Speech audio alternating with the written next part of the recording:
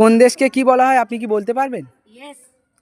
আচ্ছা বলুন তো, প্রাচ্যের গ্রেট ব্রিটেন কোন দেশকে বলা হয়? জাপানকে বলা হয়। Silicon valley of India?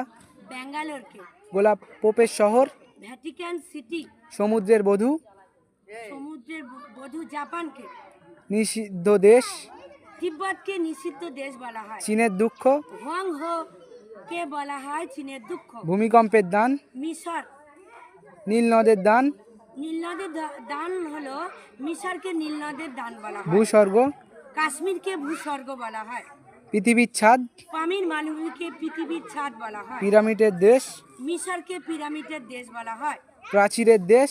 বেনারসকে প্রাচীরের দেশ চীনকে বলা হয়। মধ্যরাতে সূর্যের দেশ?